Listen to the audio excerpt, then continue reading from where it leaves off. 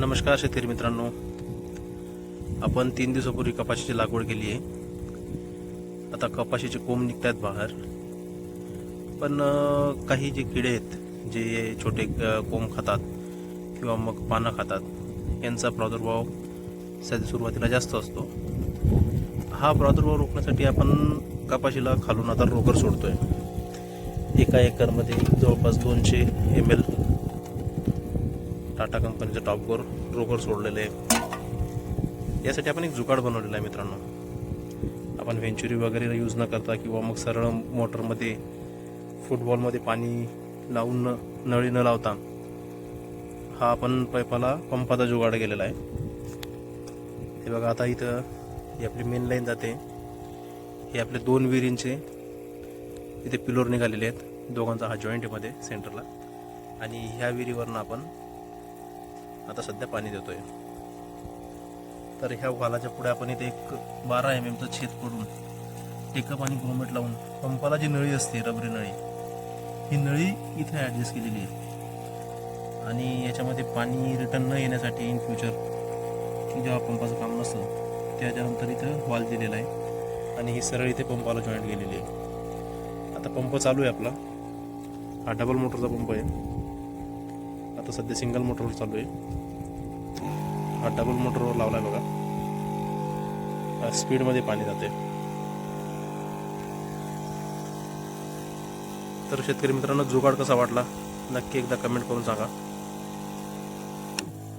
आपण आता त्याला सिंगल ह्याच्यावर लावला, सिंगल मोटरवर. हे बघा, आपलं शेत आहे. वरचे 2 वाल करून झालेत. आता खालच्या 3ऱ्या वालावर पाणी लावलेलं आहे. आणि दुसऱ्या शेतामध्ये 2 एकर 2.5-2.25 एकर जवळपास आपलं ते क्षेत्र आहे. तिथे आपण अशाच पद्धतीने जुगाड केलेला आहे. तर शेतकरी मित्रांनो, नक्की सांगा जुगाड कसा वाटला, आणि आपल्या व्हिडिओला लाईक करा, आपल्या पेजला फॉलो करा.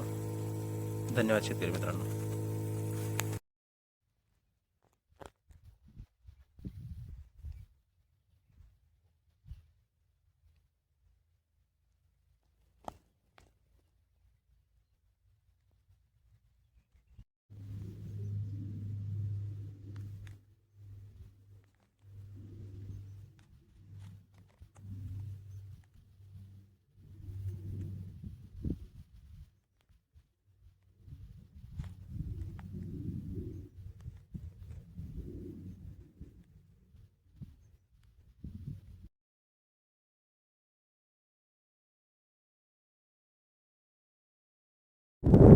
नमस्कार शेतकरी मित्रांनो, आपण 3 दिवसापूर्वी जी कपाशी लावलेली होती तिचा व्हिडिओ टाकलेला होता इंस्टाला. आता त्या कपाशीमध्ये किड्यांचा प्रादुर्भाव होतो आहे. तर या किड्यांचा प्रादुर्भाव रोखण्यासाठी आपण तिला आता खालून ड्रेंचिंग करतोय रोगरची. त्या रोगरच्या ड्रेंचिंग करण्यासाठी आपण जुगाड केलेला आहे मित्रांनो. वेंचुरी वगैरे यूज न करता किंवा मग टँक वगैरे यूज न करता आपण पंपाच्या मार्फत त्याला औषध सोडतोय. तर बघा कशा पद्धतीने आपण त्याला सिस्टम केलेली आहे. ही खालतून आपली मेन लाईन येते. या मेन लाईन ही एका मोटरची पाईपलाईन, ही दुसऱ्या मोटरची पाईपलाईन. इथे मध्ये त्यांना दोघांचा जॉईंट आहे. ही बंद आहे आता वाल. ते आपलं पाणी पिलोर आहे पाणी निघण्यासाठी दोघं साईडला मोटरचा वेगवेगळा.